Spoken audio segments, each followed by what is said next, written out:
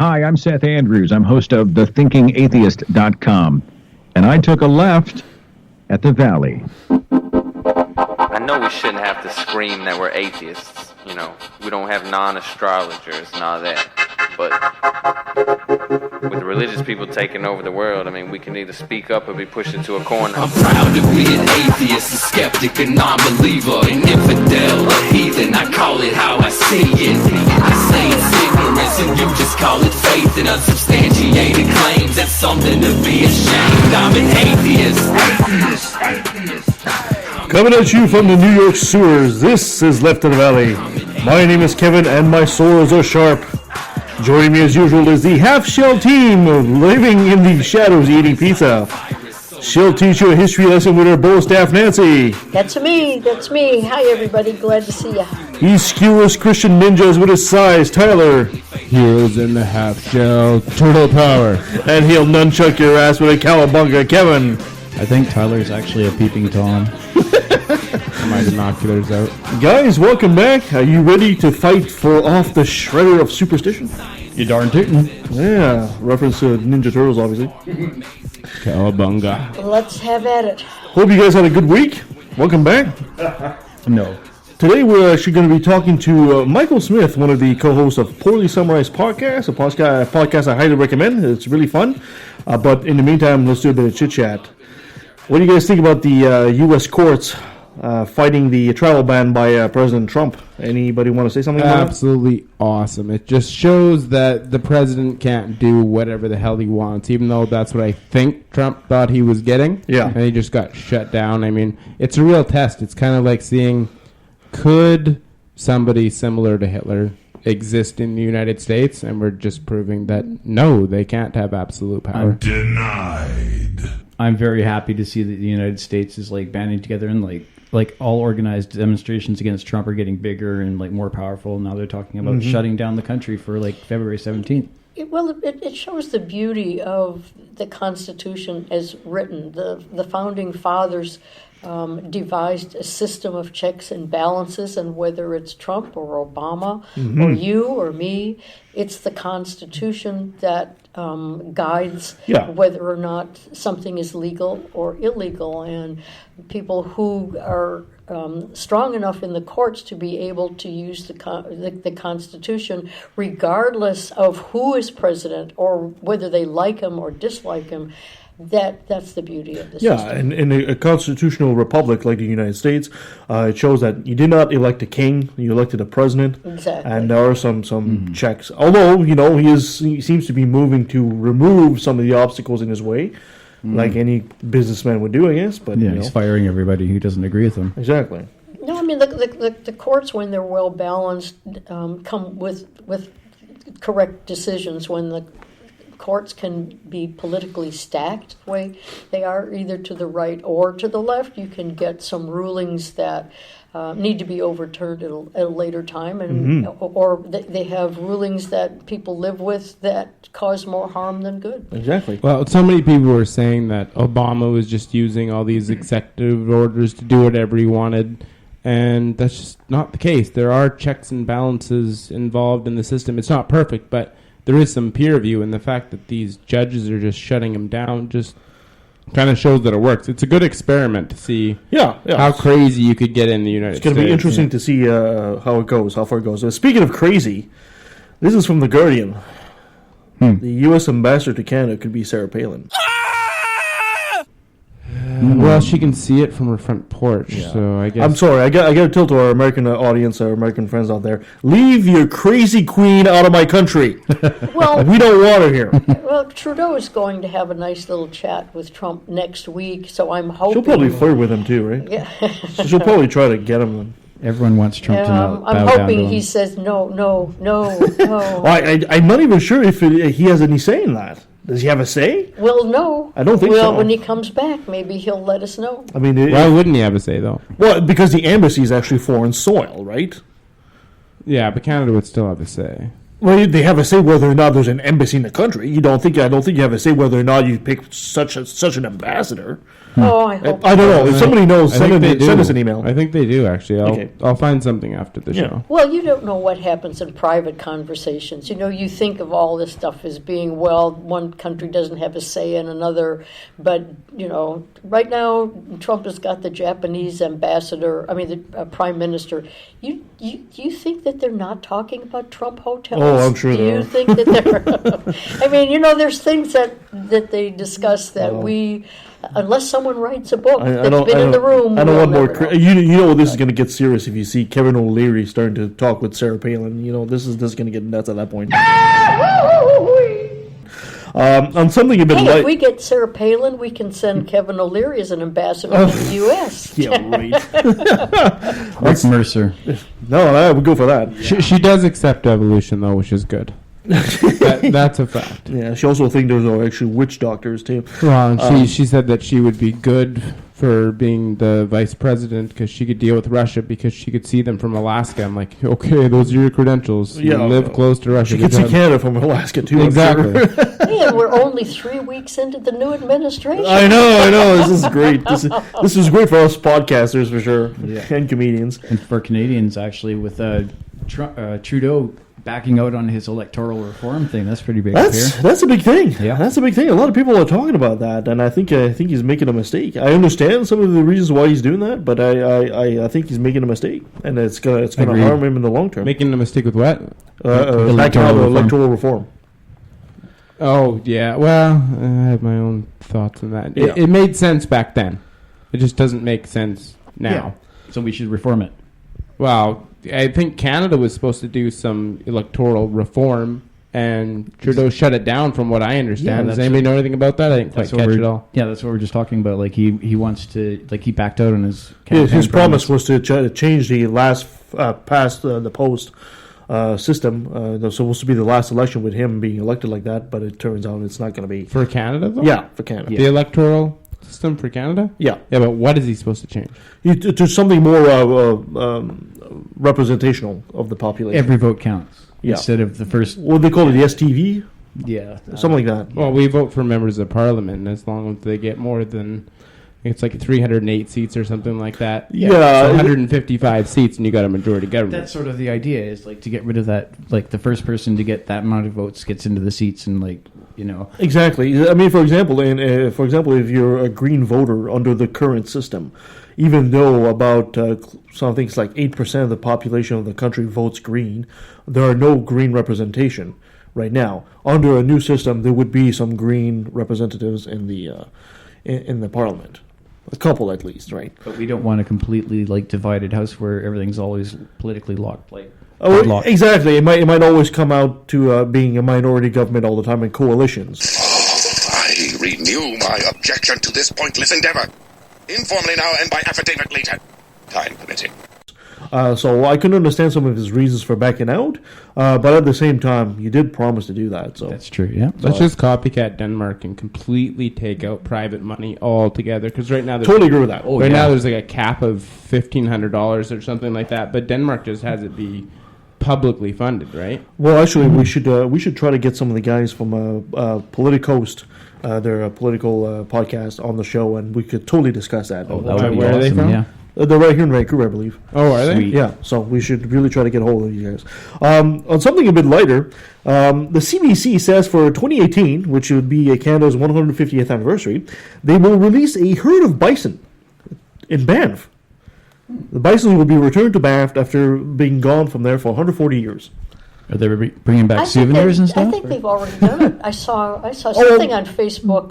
They've sort of pre-released some. Yeah, a few were there. Yeah. It was beautiful to see them. But they're supposed to completely let them loose. Yeah. By 2018, and they're going to be roaming free wild bisons. Oh, it's a beautifal post, because they airlifted them, and then the minute it hit the ground, just they in time opened to up. trample Sarah Palin. Exactly. That's just perfect. And now they're collector's items. It's great. And great news also for women. Talk about breaking the glass ceiling. The first woman to win the prestigious Field Medal Award, which is for math. This is given out every 4 years, and her name is Miriam. I'm going to butcher this. Mirzak Hani. and she's from Iran. And she's the first woman to win that in at least 78 years. Good for her. Awesome. Finally getting recognition, for all of the women who I'm sure did work just as good, but absolutely. were recognized. So now we're statistically, on though, like more men do still enter mathematics. Yes, it's one of these. I think they have a problem with the STEMs, what they call the STEM, which is science, technology, engineering, and math. Fields. There's still more men than women, but women are coming on strong, and it's good to see that a female winner of that award. Absolutely. It's like a Nobel Prize of math. The timing, I think, is good because of the movie that came out that I really would like to see called Hidden Figures, which has to do with the women who, now I have to stop and think. Anyway, women who were math professionals and worked with the guidance programs for the rockets. Okay. I think during the 50s or 60s. I know that's not correct. Because you mentioned that in one of your This Day in Histories, Nancy. They never got the credit. And partly they didn't get the credit because they also happened to be black. Yes. So they had the double whammy. Yes. But the movie is supposed to be absolutely splendid. I know some people who have seen it. Yep. So it's in the same thing. Now she gets finally recognition, and the movie comes out at the same time. So do you remember we did a show, this is like a couple of years ago, we did a show on Forgotten Women of History, and they had the top 10 women of science or something like that. Because women in science, you think Marie Curie right away, and that's about it. Right? That's all you can think of. Amelia Earhart. Well, that's not science. That is a science. Like, I don't know. Aviation is a science. Well, yeah, but if she had designed a plane, she's a pilot. Yeah, it's a science. It's definitely a science. I don't know. Well, who we know how to fly because of aviation. Who confirmed E equals MC squared? Who confirmed? Yeah, who did the actual experiments where they showed that once you obliterate uranium? That was, I don't know. That was actually Einstein's housekeeper. Say what? No, everything's squared away. Experimentally, it was a female Jew in Germany, and then she kind of got the boot out of there, and her colleague actually took the credit for it. Yes, that happened a lot. That was typical back then. Yeah. Yes, it was. Well, and that's probably one of the biggest experiments in forever. I mean, actually confirming that when you destroy an atom or something like uranium, that the amount of joules produced is the same amount of energy. That's huge. The nuclear field owes a lot to women. It really does. Oh, absolutely. It really does. They so seldom got the credit. They weren't given the title. No. They weren't given the same seat at the table, but they worked just as hard, and so many times the results were superior to what was being produced at the time, and yet still they were ignored for what they did. You better never call us not feminists on this show. Well, I feel the need to be open that in the last probably 6 months, I thought that there was a gender pay gap, and I had a friend of mine challenge me on it. We went back and forth for hundreds of comments, and I was pretty heated about it. But in the end, I had to concede that I was wrong. It's a gender earning gap, not a gender pay gap. There's that whole 79 cents rule or blah blah. It's a bunch of bullshit. Well, that's a good point. I think a lot of people are swayed by that, and also, from my experience, it also depends on the field, right? If you're working at Starbucks, I really don't think the female barista makes less than the male barista. All equal. Exactly. It's the same thing. One of the women baristas is at Starbucks who actually sued because she was, I don't know whether it's Starbucks, but something similar, where she and a buddy who happened to be a male were hired at the same time, and they got talking, and it turns out she was hired for 15 cents less than he was. I'm thinking it was at McDonald's, was it Starbucks, but it was you definitely. Sure she's not nickel and diming things to death here? Yeah. Here's your nickel back. They've done a lot of studies to find out that people doing the same identical jobs, like whatever a university professor teaching this exact same thing, they do make the same amount of money. The problem is biology isn't fair. A lot of women end up raising kids by themselves, dropping out of the workforce. so they're not, and that's what they factor. It's kind of like the child mortality or the life expectancy, where they say your life expectancy was 30 back then, but people lived to be 70. The reason it's because of child mortality that brings it down. It's the same thing with the women who end up getting pregnant. The average, single the law of averages, yeah. Well, Tyler, you can quote all the studies you want to, but I lived through it. Inconceivable! I've had jobs. I taught school, and many of the women who were doing exactly the same job in the classroom and the same grade levels were not paid the same amount. And the male philosophy at that time is, well, women live in households where the husband is making enough to be. Well, and it used to be true. No, you're right. It used to be but true. But it doesn't make any difference. They're doing the same job. Well, but the question is are we still facing that? I'm talking. I don't think we are. I think so. I think to some extent. That sounds like a show. We'll have to do a show with that. I think in some jobs that's true. We'll have to do a show on this. But in the meantime, it's time to move on with our day in history. Oh boy, here we go. In history, a roundup of those events and people that altered and illuminated the days between February the 6th to February the 12th. Starting with February the 8th, Chinese New Year, and it's the year of the rooster. Anybody here a rooster? Do you need to know the Not really, but... The rooster is 1957, 69, 81, and 93. So I just pulled those because I thought that would match. So none of you guys are Nope. rooster. Okay, moving on. Not me anyway. But there are a lot of people who are celebrating, and a happy year of the rooster to those who are. February the 9th is extraterrestrial visitors day, pizza day, and read in the bathtub day. I just love it when Read in the bathtub day. Read in the bathtub day. I forgot to bring That pizza. was the 9th, so that would come together. Don't bring your iPad on the bathtub. Okay, so going along with everything that we've been talking about today, I have a history story that sort of combines women and what they're doing and whether or not they get acknowledged for it, and a little bit of not a whole lot of politics, but this is really interesting because it involves a group of women called the Censorettes. The Censorettes. They are not singers, they are not dancers, but they were employed in World War II in Bermuda by the British Imperial Postal and Telegraph Censorship Department. Huh. Who were these Censorettes?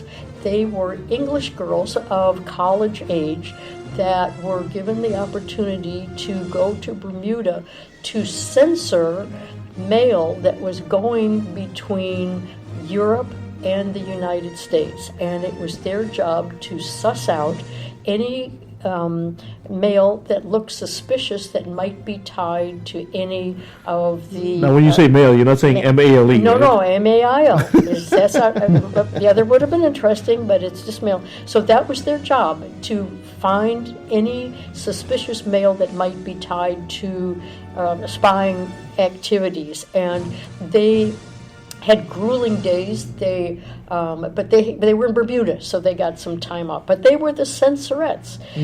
So they worked out of a hotel called the Princess Hamilton Hotel. And it turns out that the reason Bermuda was chosen is because that's where the transatlantic mail passing through the island, planes had to stop in Bermuda because it was a staging point and they had to stop for gas. So while the planes were on the ground, the mail then was taken to the Censorettes and they went through it and sealed it back up. No one ever knew that it was looked at, but any of the mail that was suspicious they kept for extra testing.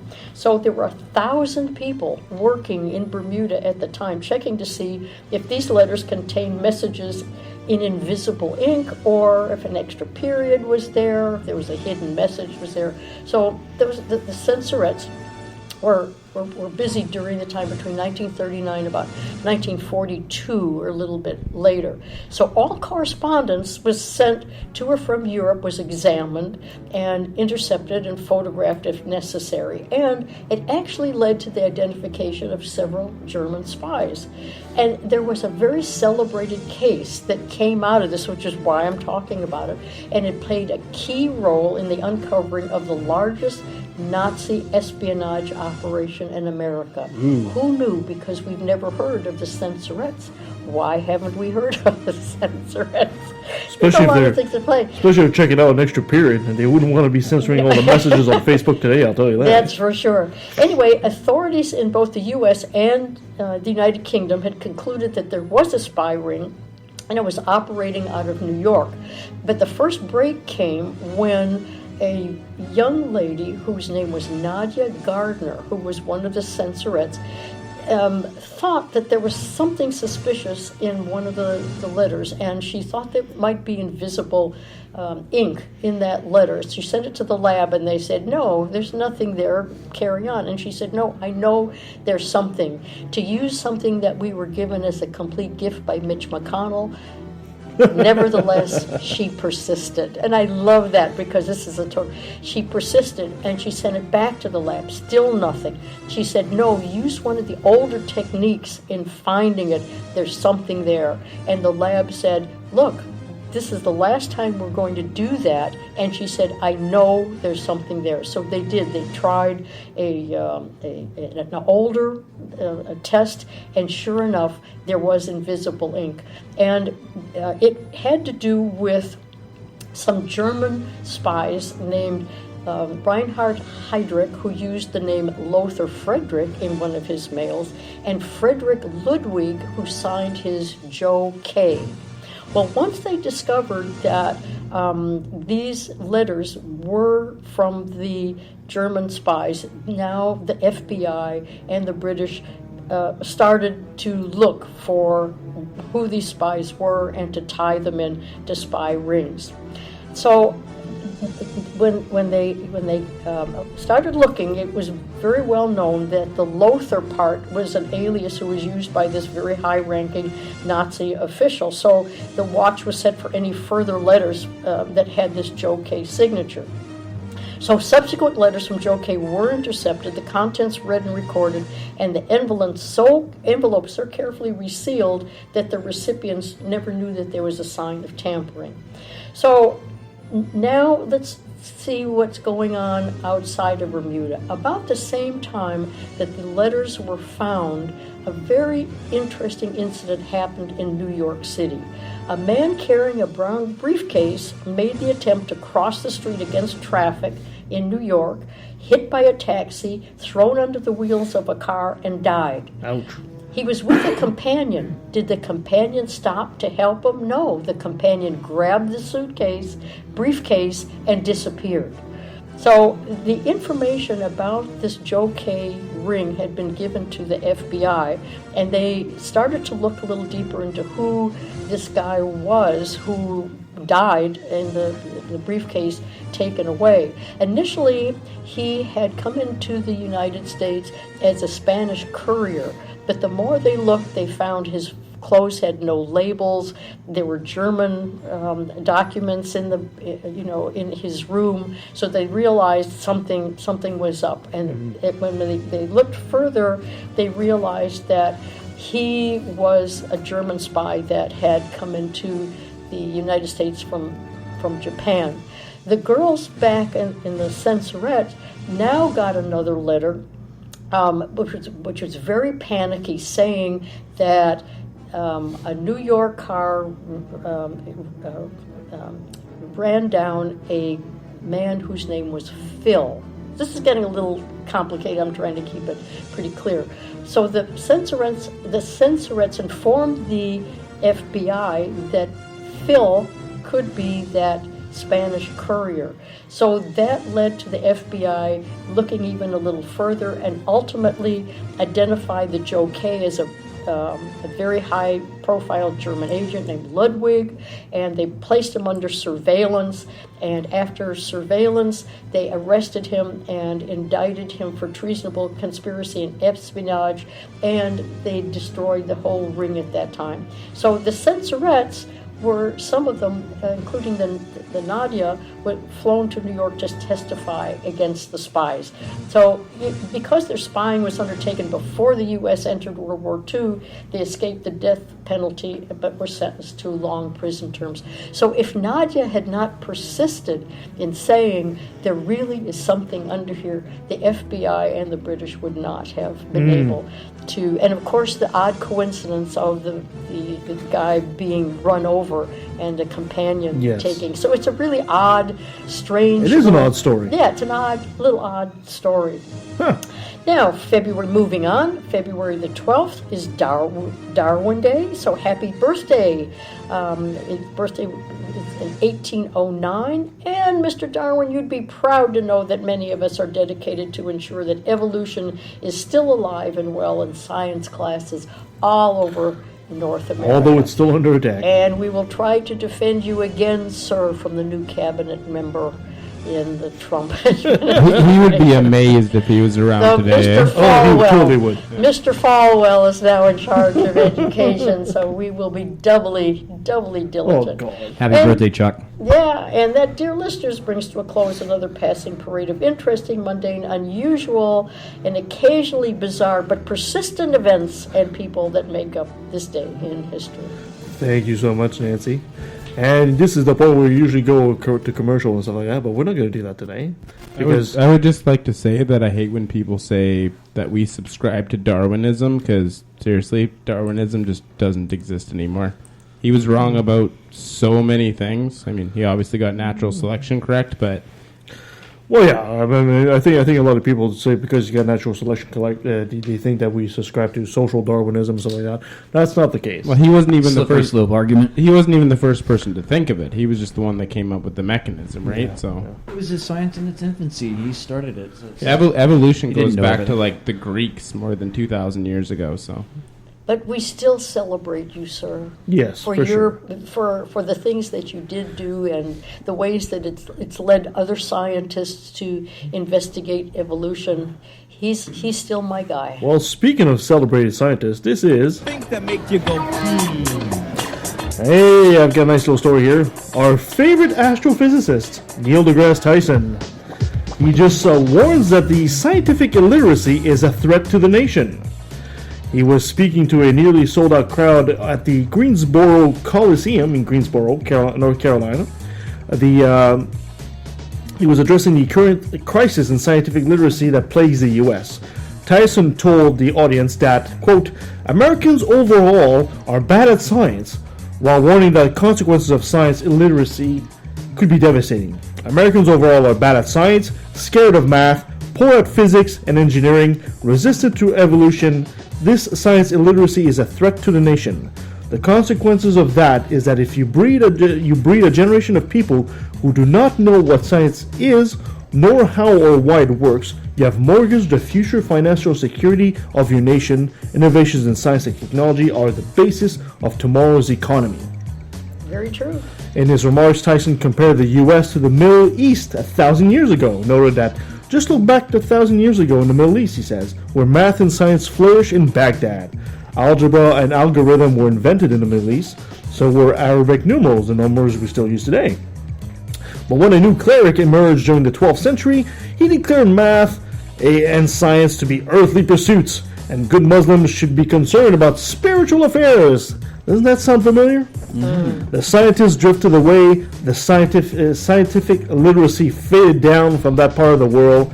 Of the 655 Nobel Prize awarded in the science since 1900, Tyson said only 3 have been awarded to Muslims. Any thoughts? Tyler, I'm sure you got 1,000 thoughts on this. I really do. The thing I really like about Tyson is that his major criticism was that the reason politics isn't working in the United States is because they're all businessmen and lawyers. I totally agree with that. So I don't necessarily want to go back to the whole Plato philosophers kings thing, but it would be nice to actually have some people with real world experience, especially, you know, me. I think we should elect an evolutionary game theorist, but still, businessmen and Or lawyers, and they're the ones that are making all these decisions. And I mean, Trump is pretty much the poster boy for businessman becoming president of the United States. Nobel Peace Prizes, though, those are predominantly kind of controlled by like the West, and they don't have very good relations with the Muslim world. Muslims are underrepresented. We're not talking about Peace Prize necessarily here. Yeah. We're talking about science, right? Yeah, for like earlier he said, Neil DeGrasse Tyson said like only a certain amount of Muslims have been awarded any kind of prestigious award. It's because they're controlled by America, basically. He doesn't have very much of a connection with Iran and Turkey and like except to fight them. I don't know. We're just talking about this woman that just won the field award in math, and she's Iranian, right? Yeah, no, I'm just saying that it's disproportional. Like, there's less Muslims because they're not awarding it because America controls that. You're saying it's politics? That's why we're not seeing more Muslim winners? Yeah, absolutely. I would like to see numbers on that. They don't have enough free time, and they're too busy executing people and worrying about what they're doing. But actually, there's this good article. I think it's from the CBC, and it was Canada ranked top out of 35 countries for science, like your average Joe type of for science Canadians. literacy. Yeah, so it's like a quarter of Americans think that the sun revolves around the Earth, and you know winter comes from where you are, and that sort of thing. But Canada's doing a lot better. I mean, I'm surprised by that because I know so many idiot Canadians. Like almost not necessarily like the mayor of Chilliwack, who's a creationist. And, I'd just like to clarify, though, like when I was talking about like Muslims not getting it, I'm not saying that Muslims are not capable of, because like I mean Iran's got a nuclear program, obviously, so like that's very advanced science, right? Well, I think your comment though of saying it's political in some ways because it's controlled by the West. I don't know. I think that's you almost. Without wanting to offend you, you're almost dueling into conspiracy theory when you say that. Oh, it is. Yeah, it's a big conspiracy. I don't think Saudi Arabia is too focused on making the scientific journals, but I do have a complaint. I saw into my office. Pope Francis. I saw you post something about some Iranian scientist created a car that runs on water. I wanted to ask about that because the source was kind of sketchy, and I looked it up. I just asked what people thought about it, that's all. Oh, okay. Because I wasn't sure if it had been confirmed or debunked, and I looked, and all I found was really, really crappy sources. Often I'll put a post like that when I see something like that, and I'll just say, well, what do you people think? That's why I say thoughts, what people think about it. That would be good if it was true, though. That'd be because that would be a major scientific breakthrough coming from a fundamentalist Muslim kind of country. But we wouldn't know, but a big auto would quash it so fast. That's why I mentioned it. I was just wondering if you had some actual decent sources that are not, because that's a pretty big deal. No, I like to post these things like that on you just like pissing people off. Yeah, look who's talking here. Yeah. Speaking of pissing people off, the level of stupidity polluting American society is getting completely out of hand, and one wonders just how far the population would devolve into abject idiocy when it's all said and done. Now that America is as an honest-to-dog Christian supremacist, a heartbeat away from the presidency, and we're talking about Pence here, obviously, and an incoming president who has no interest in domestic or foreign policy, the fanatical religious right is poised to put some serious stupid in the next generation. Apparently, evangelical fundamentalists, all 13.2% of them, are appealing to Preacher Pence by petition and demanding that he, as head of domestic policy, inform dilatory Donald that it is crucial to immediately issue an executive order of indefinitely banning evolution science. It's nothing but an anti-Christian, nasty religion that has no place in the public school science curriculum. I gotta see what Kenneth Miller says about this. Who's Kenneth Miller? Right. I know the name. He destroyed Michael B. in the intelligent design Dover, Pennsylvania trial. These people are still pushing that Michael B. thing. So many times I have to go, stop. Darwin's black box. Yeah, exactly. And Francis Collins, too. We should really see... Irreducible complexity. I have some friends who actually get their work published on BioLogos, which is Francis Collins' Christian biology website. Mm-hmm. We should get them on here. They're from the States, and they have peer-reviewed published articles. I mean, their belief in God is definitely logical fallacies. But either way, something needs to be done about the states because they're going the Milton Friedman way. Like, how do we profit off public school, that kind of thing. Oh, yes, I know. That's a big problem. And we're going to see that. The United States are in the trouble of losing an entire generation to this kind of thing. I'm going to be optimistic here, despite Betsy DeVos and Jerry Falwell's son and Mike Pence wanting to totally gut the school system and bring creationism, into the forefront.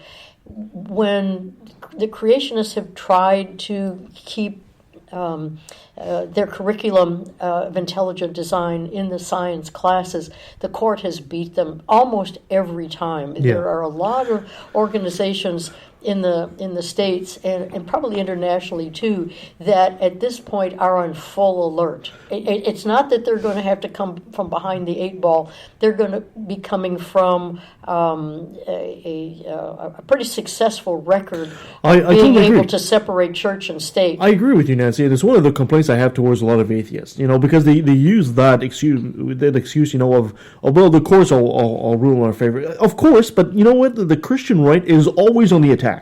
They're always on the attack, and eventually they wear you down. And eventually it just takes one judge, one idiot, one Scalia, one moron like that to basically turn it around. Well, that's what I was getting. That one judge is subject to appeal. The Constitution separates church and state. I'm just saying that as atheists, we're not fighting enough. Well, I think we're too passive. I really think that because of the resistance of toward this administration, and because the protests have now been set into motion, I think that the fervor to get this done, the motivation, is probably best at this point rather than last time. Right. I really think people are really motivated to save democracy from the Trump and his cabinet. Okay, but Francis, that Dover, Pennsylvania trial thing, yes. Right? All Bush had to do, because he was the one that appointed that judge, was find a creationist judge. He could have actually intentionally found a creationist judge, and he didn't, luckily. I mean, it was a right-wing appointed judge that said creationism is bullshit, which we just got lucky with. But a lot of the protests and stuff that are happening in the States are just so easily ignored. You know that thing you posted about how protests working or whatever? Yes. I shared it a few different places. I saw that too. And I posted that, why do the French protest so much? And it does work if you actually are costing people money. So if you're blocking off doors or boycotting or that kind of thing. But if you're just marching in the streets with signs and being annoying, that's so easy to ignore. And they're just ignoring it. It's hard also for the public to understand, because you see, Joe Public will always say, well, I've got no problem with you protesting, but do you need to block my road? And what if there's an ambulance, blah, blah, blah, these stupid things. Yes, protests are about disrupting what goes on. And costing money. One of the things that's happening is that the protests are leading to organized groups that are for civil rights, for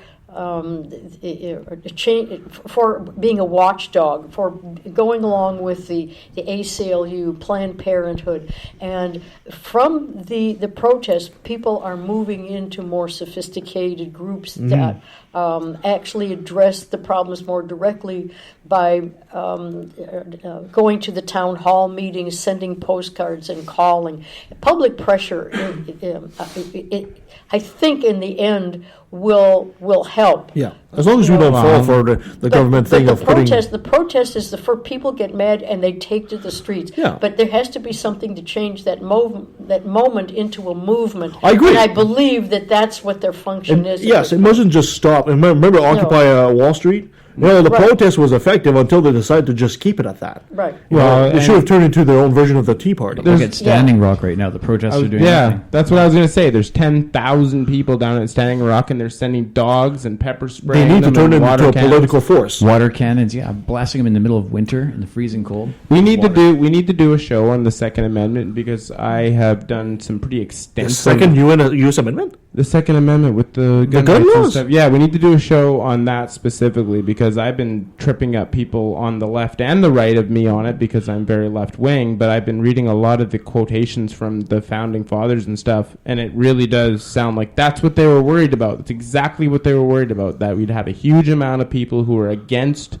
the government doing something, and they're just going to send in the dogs and pepper spray and cannons and do it anyways. These are unarmed protesters just getting put down. Nobody cares. Nobody really does. Well, that's us, the listeners. If you guys think we should do that kind of show, send us an email. But Let them download at Outlook. If they feel that they're justified in what they're doing to the people at Standing Rock, then why do they keep cutting the feeds?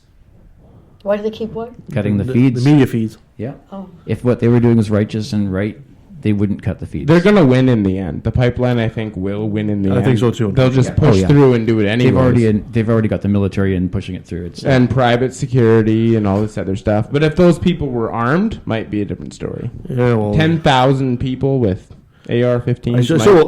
you know what? Even if you have 10,000 people with AR-15, you're not gonna stop the U.S. military, right? These guys have drones and tanks. Yeah, I know, I but don't think the they're not protesters- allowed to I just don't- run them over, right? But the protesters are not oriented to violence and guns. No, that too. You know, That too. the Indian, the tribes that are there, the bands that are there, are doing their best to keep it civil and to keep it, you know. We're all over the place with this show today. Yeah. In fact, actually, they planted people within the ranks that are like of the people that are trying to like stand up at Standing Rock to instigate stuff. Got a great idea for a show, also.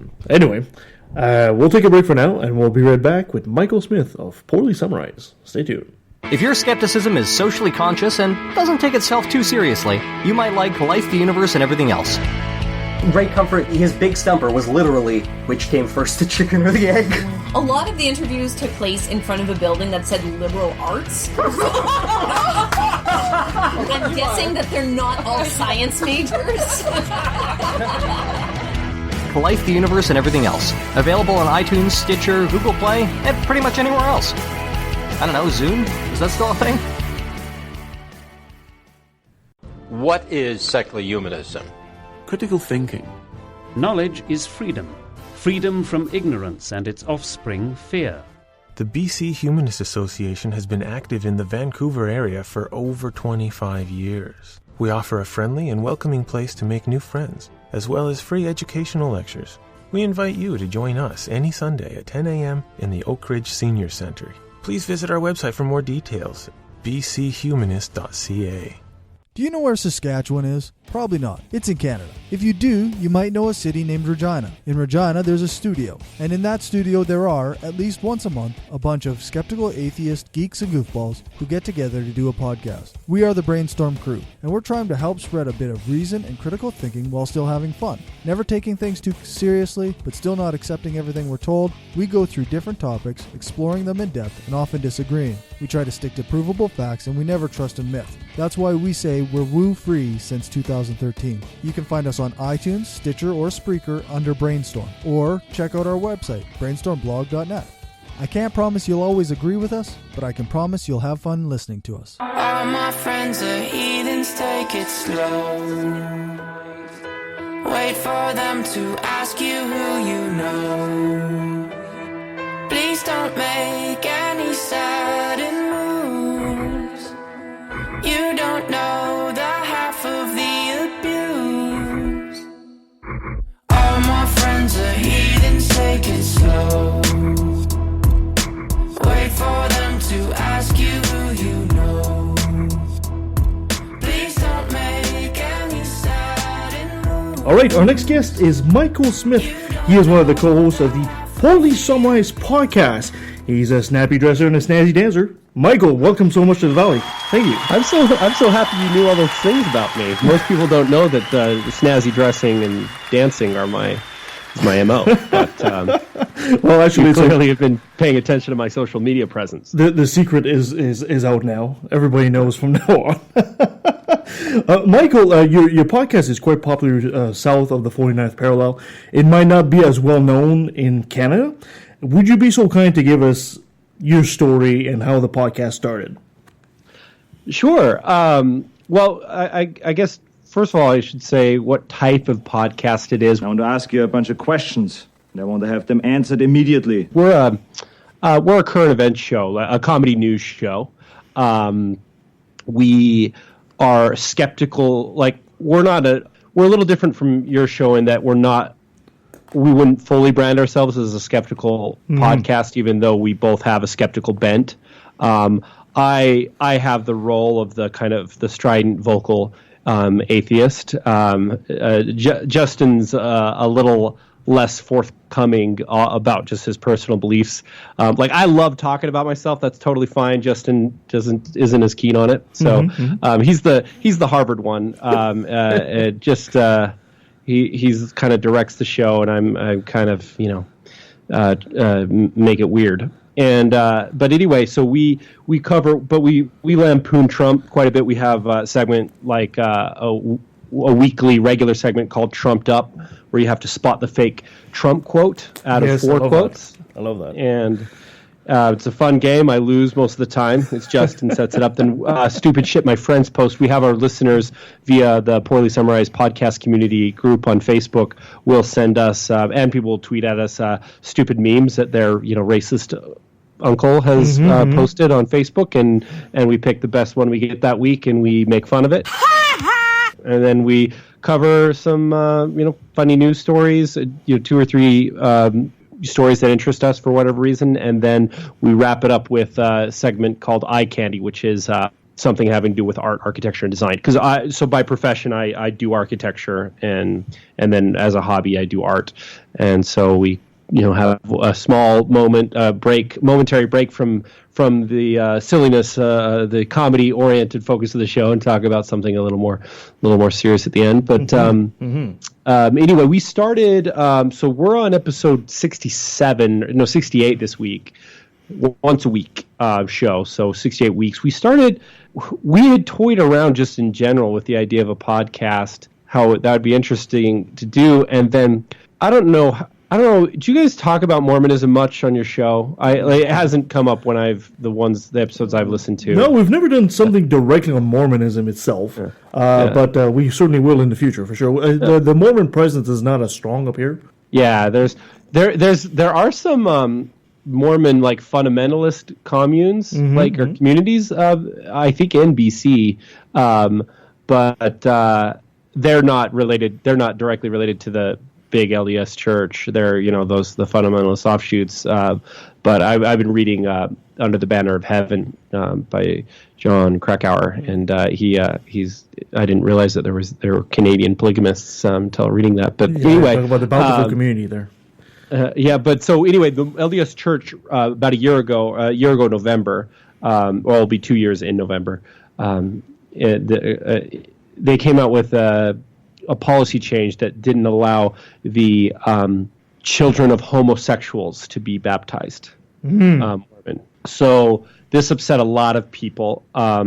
It upset me, but I don't really. I mean, I'm not Mormon anymore. I was raised Mormon, but I left about 3 years ago. But my co-host, although he's a skeptic, he's just more involved with the LDS Church than I am. So he was a little more probably upset about it and felt a little more inspired to want to be able to talk about it in a public way. So we just started the podcast. We didn't have a name. We weren't sure what we were going to be. we just started talk with kind of that as a main issue that first week, and then let it kind of evolve over time into what it is now. And now we've got a lot of momentum, and we've got a strong audience, and that is actively participate. And it's a lot of fun. Fantastic. So since you know so much about Mormonism, so if you're not baptized as a Mormon, but you still believe in Kolob and all that, does that mean you kind of only get an asteroid instead of a plant when you die? you kind of demoted. Yeah, that's I'm not a theologian, so I'd have to research that a little more. But the problem is that I find theology to be profoundly boring, so I'm not going to find you the answer to that question. No, Mormons don't actually one-to-one believe they get just a random planet. It's bigger than that. Oh, it's bigger than that. Believe that it's like you get God, like whatever God is, like the Christian kind of conception of God, sort of like ruler of the universe. Yep. You become that to some other universe. So you don't just get a planet. You get like that's a hell of a promotion. Oh yeah. So it's like, are you kidding? Like a planet. That's just like small time, dude. Oh wow. You're getting your own dimension, motherfucker. I'm obviously not ambitious enough to be a Mormon. No, clearly not. It's only the best and the brightest. That rules me out right away. We just listen. People interested in planets need not apply. Okay. Good one. So the idea of doing comedy news is seemingly a fairly recent phenomenon in the States. I mean, by recent, I mean the past couple of decades or so. Comedy's always been around, obviously, but to merge comedy with news like that all the time is fairly recent. Do you find it a very efficient way to bring a message to your audience? Okay, so that's a really good question, and it's one we're asking ourselves quite a bit. The relationship between news and comedy, and so we started the show not thinking of ourselves as a comedy news show, but as a show that's about news first, comedy second, right? Just comedy as a vehicle to keep it entertaining, but with the primary objective of informing people and getting on highly informed guests on certain subjects.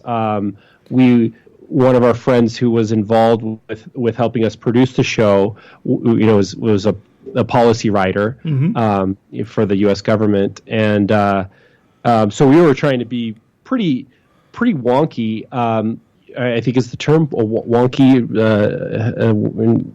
Just try to come at it with a certain level of expertise, and then we quickly discovered why news podcasts are done by news professionals. Okay, is because it's not sustainable to stay informed enough. Well, in our experience, at least for us, we're a couple of smart. Justin's particularly smart. I'm smart enough, but we just thought being smart was enough. I think, and then you realize staying ahead, being on top of the issues to cover really heavy topics and provide novel opinions that aren't just kind of soundbitey takes a lot of research. I'm not saying it's impossible, but my work schedule is pretty insane. Justin's a professional. We just have a lot on our plates. So we started to evolve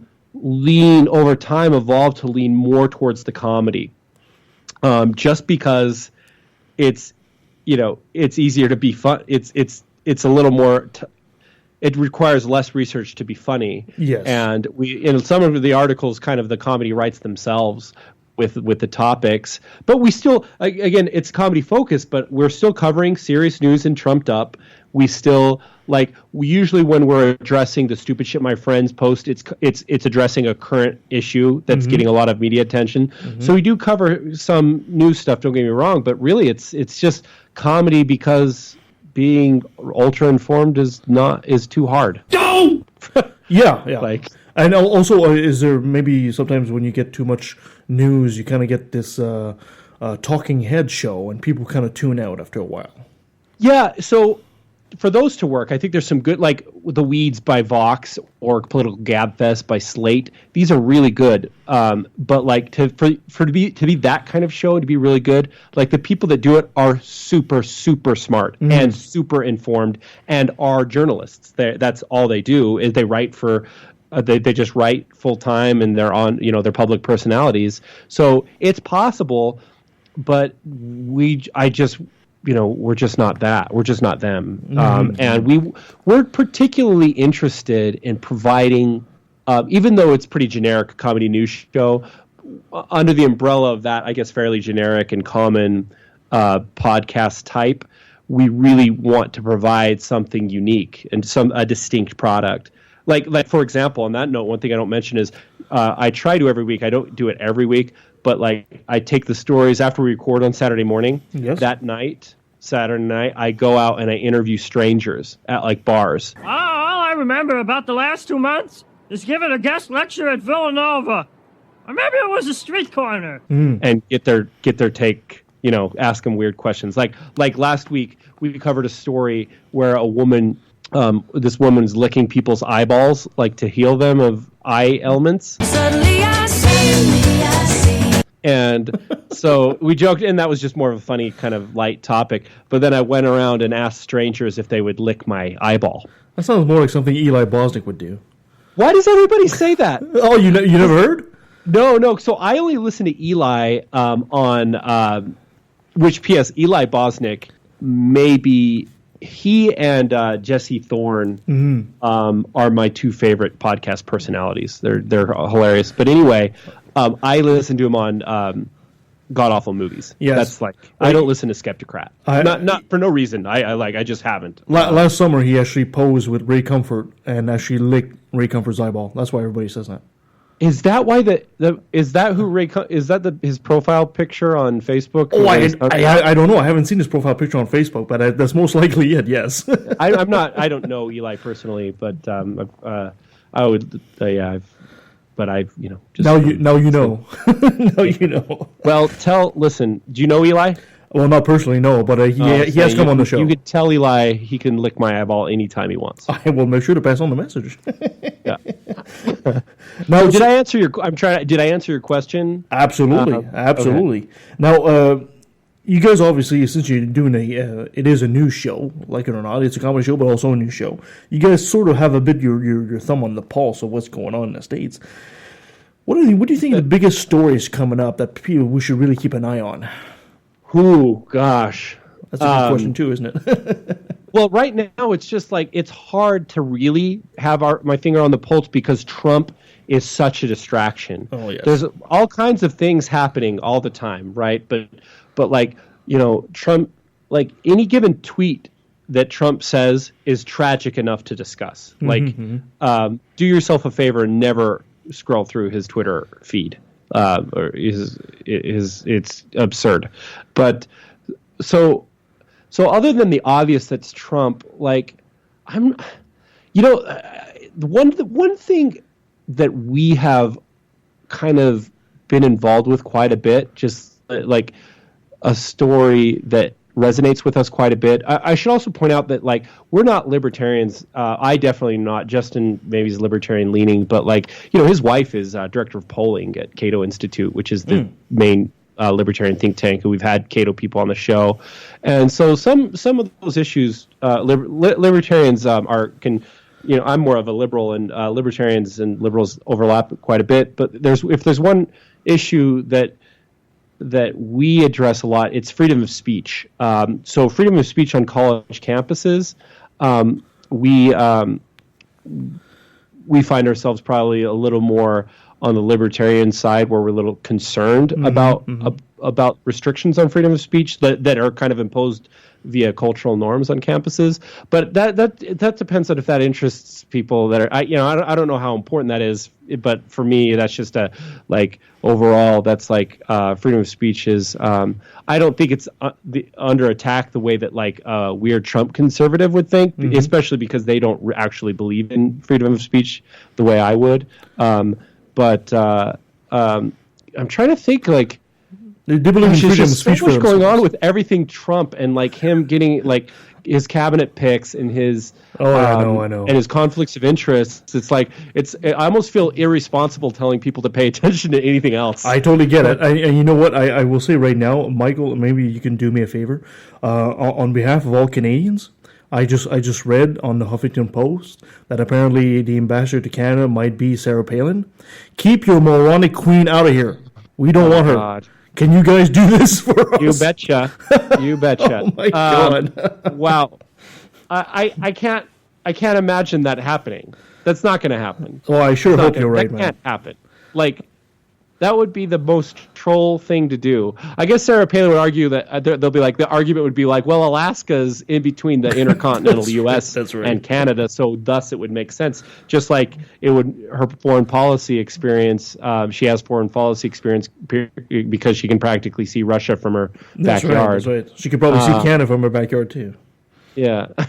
Yeah, so that's a good. Hey, that's as good an argument as any. I hope you're right by saying that's not going to happen. However, we kind of have to say that we also thought that Trump wouldn't happen either, right? Oh no, yeah, I think that, but he could also pick somebody crazier. He could pick an orangutan to be the ambassador. I don't know what he will do. Yeah, I see.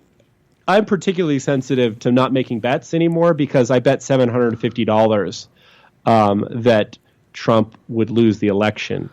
And so that was a particularly painful night to me because I just thought this was money in the bank. Ouch. And so, and I'll tell you, had I not bet the money, it would have been the worst day of my year, maybe, just Trump winning.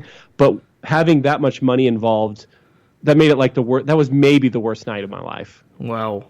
So the point is, I care more about $750 than I do for the welfare of the country. Good one. Oh goodness. So what's in the future for Poorly Summarized? I mean, I really enjoy the show. It's edgy. It's fast. It's witty. I love it. Where are you guys taking this? Yeah, so that's a good question. It's a lot of work. As you were complimenting me before, and I really appreciate it. We put a lot of work to make it sound professional, and we both have a lot on our plates. I have kids too, and a very demanding job in terms of hours, and so there's always the question of like how much more can you put in when there's a finite amount of hours.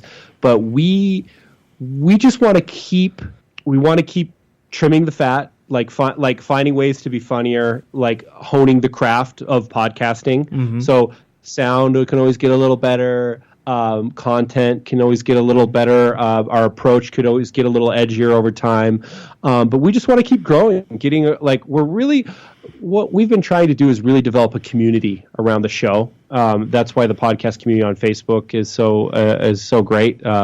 That's sort of a place where people can kind of vent without it being, a highly public conversation. It's not a secret group, but it's not as visible. So that's where people can vent about politics or just post funny stuff. So anyway, getting the community to be bigger. We haven't in any way tried to make money off the show at all. Mm-hmm. That I imagine at some point we will, but we're just more interested in creating good content. But it'd be nice to at least break even at some point financially. Perfect. Well, one day we should almost do a joint podcast to make sure that you have the Canadian side to the story. I think it'd be interesting. We have. There's one podcast we've had.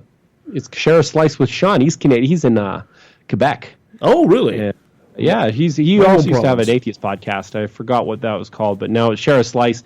He interviews freaks. Like that's what he just gets weirdos on. So we have one. You're now our second Canadian connection. So we've tapped a little bit into the Canadian market. Yes. Well, I certainly highly recommend the podcast. I got to say something. Yes, of course. I'm Canada's biggest fan. So I did a road trip to the Canadian Rockies. Okay. Spent 10 days there, and I did not realize that one could witness such beautiful things with their eyes. Like I did not know that such beauty existed. I was just breathtaking. Mm-hmm. And Utah is known for its our desert landscapes in particular are iconic. But Canada is beautiful, and Canadians, goddamn, everybody's so nice. And I am Canadian. Everybody, and every time I travel like abroad, I meet more Canadians than I do Americans. And I'm like, your country's the size of California. Like Yeah, you got I a know. tenth of our population, yet you're 80% of the tourists in other countries. Maybe it's because it's so cold there, you need to get out. Maybe. But, That's a good point. I've really tried to speculate why that is the case, other than just saying that Canadians are more sophisticated than Americans, which I would never say that because America is the greatest country on earth. Of course. Just kidding. I hate patriotism. I'm joking. But No, anyway, sorry. I think there's something about Canada that we're just not very good at marketing ourselves. I mean, Americans have always been very good at marketing their country and marketing themselves and all that. Canadians are not that good at doing it, so we're almost like this little secret. People don't think of us as this great, beautiful country. I don't know. I guess I can't say what people think, but I think most of us consider it beautiful. We consider it very just mountainous and pretty, but like we don't really. It's still a mystery. It's just a beautiful mystery. Yes. So anyway, Well, but I've been evangelizing Canada ever since I got back a year and a half ago. Well, I'm sure we can appreciate that. And just remember to tell them that if people want to escape Trump's America, they're welcome to Canada. They just have to remember that we have stronger beer. Got a stronger armor down there, the men up here. We got stronger beer. And they must prefer hockey over football or baseball for the next 4 years. Okay, stronger beer. Utah's beer limits, by the way, are 3.2 beer by weight, 4% by volume. You can't sell unless you're at a liquor store, which there's only state run. At the grocery store, you can only buy 4% by volume beer. Oh, really? Just so you know. But Utah is also beautiful, and you guys need to visit. Oh, absolutely. I used to drive down to Salt Lake City on a regular basis when I used to be a truck driver. Oh, that's cool. Yeah. No, it wasn't cool. It wasn't cool being a truck driver. Trust me, it's not cool at all. Oh, really? That sounds awesome to me. Like I have, maybe it's because my only exposure to truck driving is from Over the Top. Yeah. Okay. Fair enough. Sylvester Stallone. I just think it's just hookers and arm wrestling, man. If only. If only. Michael, you've been so kind with your time, but I want to give you the mic. The mic is all yours. Be shameless. Go ahead. Plug yourself. Give us all you want to share out there. Oh man, I'm my favorite subject, so I've been doing a great job talking about myself this whole time. But I hope people listening check out our podcast. Like I've said, we're both really proud of the content. Another thing I mentioned, we have different guests every week, comedians. We just had Julie and Susie and Sarah from the Brain Candy podcast. Mm-hmm. They're both from MTV and Real World. Is it Road Rules? I forgot what other show, but they have an insanely popular podcast, and we had them on, and some great comics, and so we have a really good time. It's fun listening. It makes me feel, because we're not trying to make money, it feels good if people listen to reach out and tell us that they like the show. Excellent. But if you hate the show, please just keep it to your goddamn self. I got a review on iTunes. All our reviews have been 5 stars, but there was one review that was a 5-star review, and this person was like, "Oh, this is a great podcast. The only problem is sometimes Mike has such long pauses that I think my app has crashed." Then I realized it's not me, it's him. And I'm just like, "Thanks, asshole. I can assure you, I am very aware of my speech impediments when I listen." No, it's all done. It's done for dramatic effect. Dramatic effect. Yeah, that's right? Yeah, exactly. And you know what's funny? I've had the same. I've paused so long that when I'm listening to the show after, I also am like, "Is there something wrong with my phone?" Like, "Oh no, it's me. That person was right. Damn you, right person." The show is poorly summarized. I highly, highly recommend it. Mike, before I let you go, there's one more little favor I got to ask you. Can I get you to say, "Hi, I'm Mike Smith from Poorly Summarized, and I took a left at the Valley"? Hi, I am Mike Smith from Poorly Summarized, and I took a left at the Valley.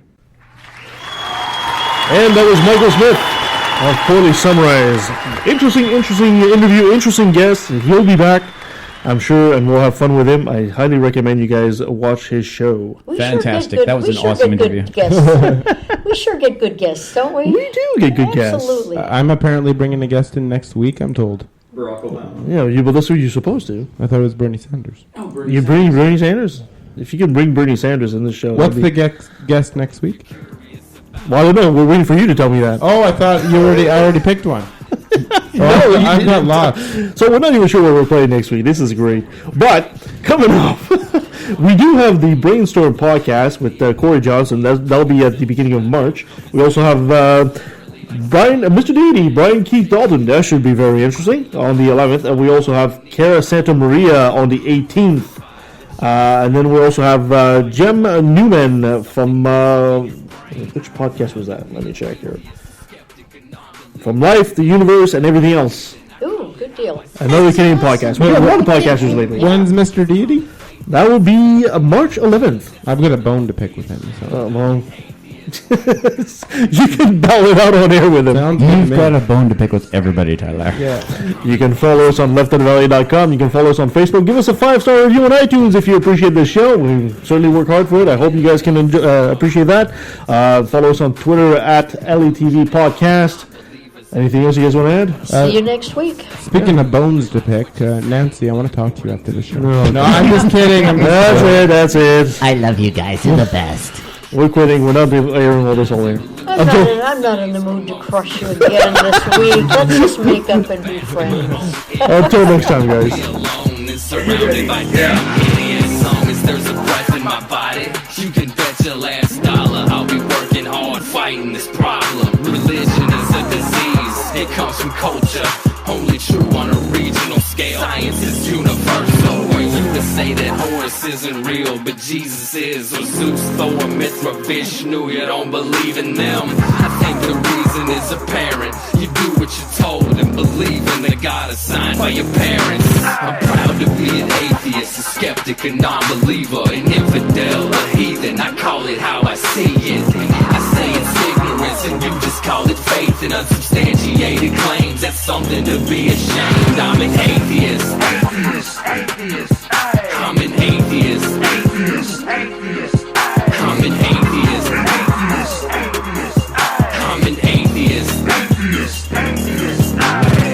Now let me take a sec, don't mean to sound so hateful, but I swear to God, pun intended, I find it disgraceful that thousands of children are raped by priests, and since they're holy men of God, they get away scot-free, and the Pope does his very best to keep it on the hush. Don't wanna affect business, he loves money too much. We know that they love the kids, but how the fuck can we protect them while they planning to molest them? We teaching them to respect them. Fuck that. The system is broke down, working backwards, and the only action or tactic I plan to practice now is to attack them. The parties of God's hands are bloodstained, millions of murders by believers, and they're all in God's name. And let me take a sec, don't mean to sound so hateful, but I swear to God, pun intended, I find it disgraceful that many atheists are told to be quiet. You're not alone, speak your mind, time to let it be known. I'm proud to be an atheist, a skeptic, a non-believer, an infidel, a heathen. I call it how I see it. I say it's ignorance and you just call it faith and unsubstantiated claims. That's something to be ashamed. I'm